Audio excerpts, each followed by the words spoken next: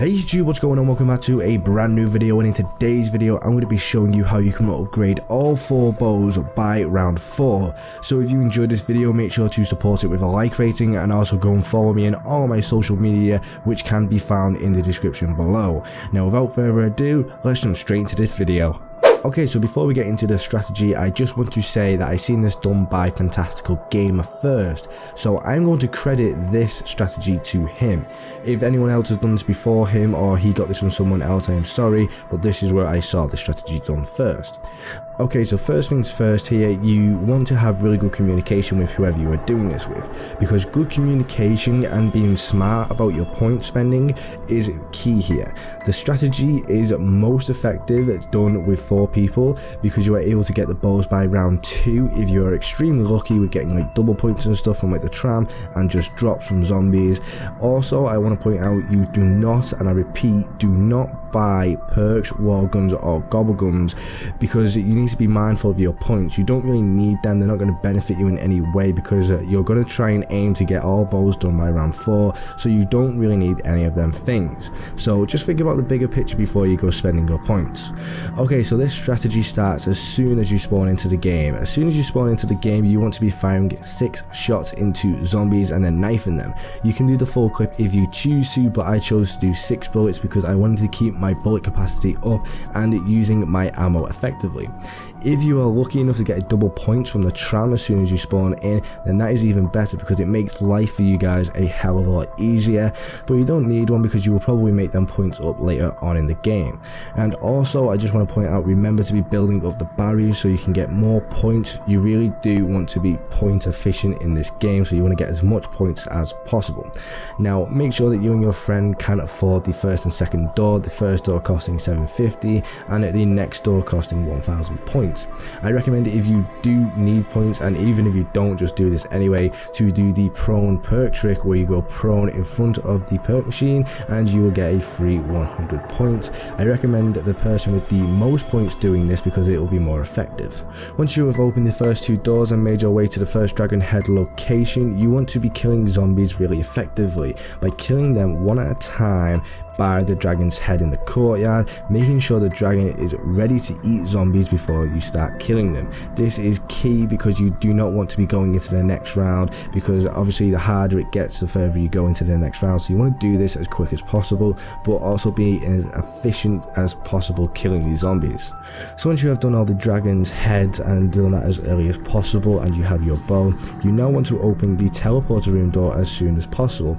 I recommend also going to grab the void or the wolf bow's first part, which is the arrows, personally because I think it is the easiest bow to do. Now once you have the first part to your bow by simply just grabbing the arrow like I've just mentioned, you want to make your way to the rocket test site. All you want to do at this point is kill all the zombies apart from 2. Always make sure you have 2, because you don't want the last one to just despawn on you and then you have to go into the next round, because you want to do this as early as possible. So always make sure you have 2 left, and have one of your friends in the game just train them too. And then all you have to do is just wait for Dr Maxis to signal a test launch, and once he signals that test launch, you want to actually activate the lever that drops down towards the back end of the map. And once you have done that, that will signal the rounds to start spawning in 20 zombies, and this basically just is for the Ragnarok part inside. As soon as you kill the 20 zombies and wait for the test launch to be over, you can activate the panel, but you don't want to be activating that panel. As soon as you activate that lever to spawn in the 20 zombies, you want to run to the launch pad and go back to the main castle. Once you return to the castle, the 20 zombies will spawn in, allowing you to do the next step to your bow. And for me, I had the wolf bow at the time, so I had to go to the test site to grab the dog skull from on top of the mountain. Once I shot that down and picked it up, I just waited for Maxis to signal a test launch, and when he did, I just pulled that lever and head back to the map, place the dog skull inside of its corresponding box, and I then killed 20 zombies by the locations I need to kill them at, so I could get the bones of the king. Whilst I was killing the 18 zombies, my friend was training too, to make sure that I never went out into the next round, progressing into rounds, which is not what you want to do. You want to do this as quick as possible on the lowest rounds as possible. So after I killed all 18 zombies and they were all dead, I head back to the test site and repeat that last step while my friend was still training the last 2 zombies, so the round didn't change. And that is the trick. Once you have done all that and got up to this point, you can just keep returning to the test site, wait for Maxis to signal a test launch, and then you just want to pull that lever, spawning in another 20 zombies, and then returning to the castle, carrying on with your bow steps, killing the zombies in front of the bow or in front of the box to fill it up with souls, and then just keep doing that step. If you keep doing that step, you will have unlimited zombies, and this can take a while to do, but it is nice to know that you can get all 4 bows done very early on by getting them done by round 4.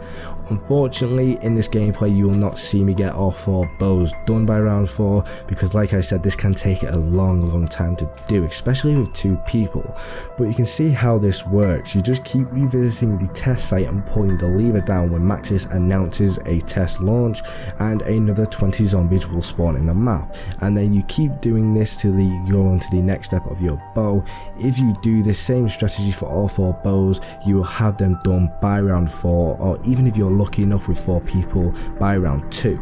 But that is it for this video, guys. Let me know what your thoughts are on this in the comment section below. Make sure to give the video a thumbs up or a thumbs down depending on what you thought of the video, and finally subscribe for more awesome Black Ops 3 the EISENDRACHE videos.